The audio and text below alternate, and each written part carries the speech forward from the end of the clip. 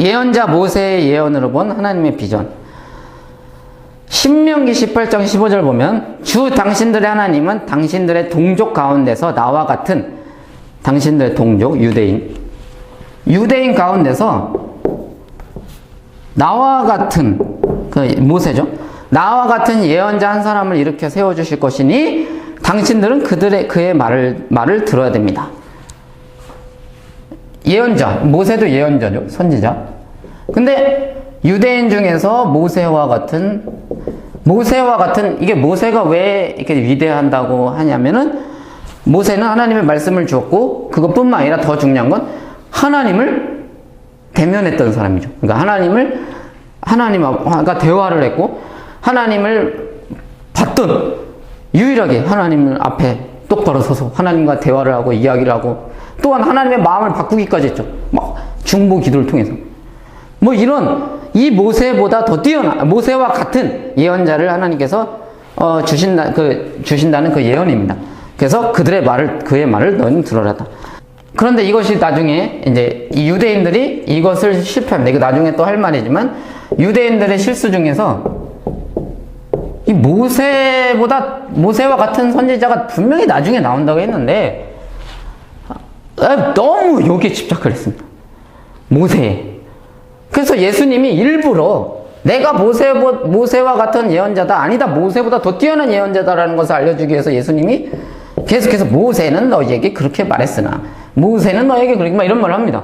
그리고 산상수훈을 보면 마치 하나님이 이렇게 모세에게 율법을 주시고 모세가 그 시내산에서 백성들에게 그 율법을 전해줬던 것처럼 예수님은 근데 더 웃겨요. 예수님은 심지어 모세가 아니라 아예 하나님처럼 얘기를 합니다.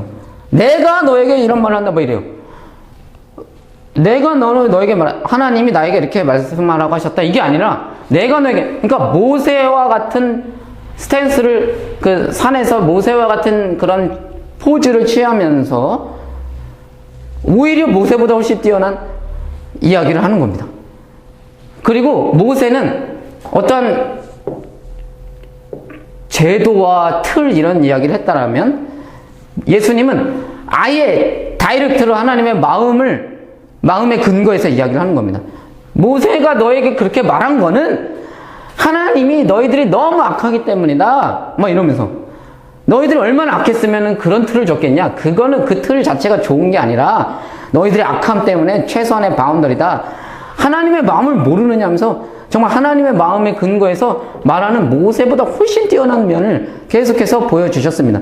그리고 모세는 이들의 양심을 깨끗하게 할 수 없었기 때문에 할 수 있는 것이라고는 이 제도 이야기하고 틀 이야기하는 것이지만 예수님이 이렇게 당당하게 너희들 막 하나님의 마음을 근거해서 말할 수 있는 이유는 막 그러면서 바리새인보다 나은 의를 해야 된다 막 이렇게 말을 하는 이유는 예수 그리스도가 친히 제물이 되어 주셔서 이들의 죄를 용서하셔서 성령님이 오시는 그런 이야기까지 예수님이 염두에 두셨기 때문에 그런 당당한 이야기를 하시는 것입니다.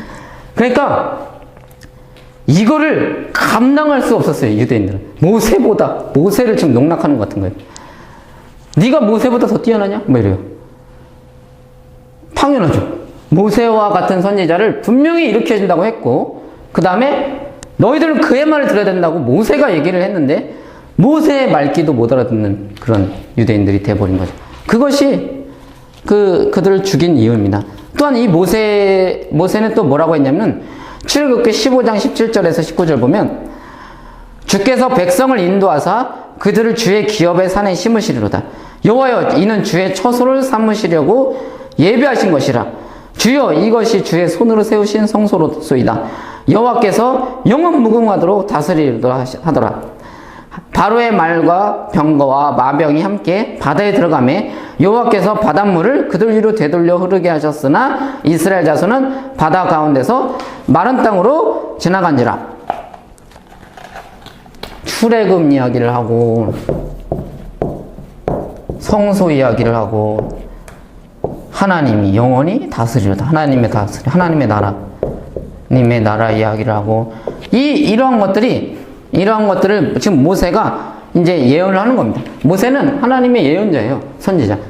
모세가 출애굽을 이야기를 하고 거기에 그 예루살렘 이야기를 하고 하나님 또한 그것이 또 성소라고도 하고 그것이 또 하나님 나라라고도 하고 지금까지 저희가 말하고 있었던 그 것들을 이 단어 키워드를 이렇게 나열을 하는 거죠. 그래서 이 이야기들은 지금까지 우리가 쭉 해왔던 그 이야기들을 한 번에 모세가 예언을 하는 겁니다. 출애굽을 통해서 하고 하는 이 모세 예언자적인 그 능력, 예언자적인 그런 기능을 발휘를 하는 거죠. 성소와 다스림, 하나님의 다스림은 똑같은 거예요. 예, 다. 성소는 뭡니까? 하나님의 왕국을 말하는 거죠. 하나님의 보좌가 있는 곳, 하나님의 그 왕궁입니다. 왕궁. 하나님이 왕이니까. 이스라엘 그 이방 나라들은 따로 있었죠. 신전이 있고 왕궁이 따로 있죠. 이스라엘도 당연히 따로 있습니다. 성전이 따로 있고 왕궁이. 근데 완전히 하나죠. 왜냐면은 이 왕궁 또한 이 율법을 따라야 되는 겁니다. 율법. 그 율법을 주신 이가 하나님이죠. 왕이 아닙니다.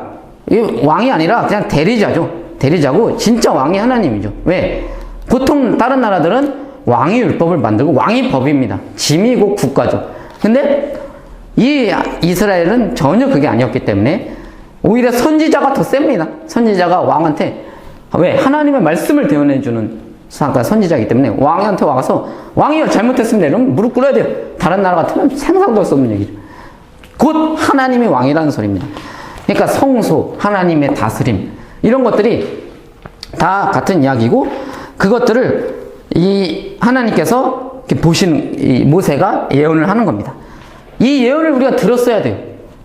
유대인들도 이 예언을 들었어야 됩니다.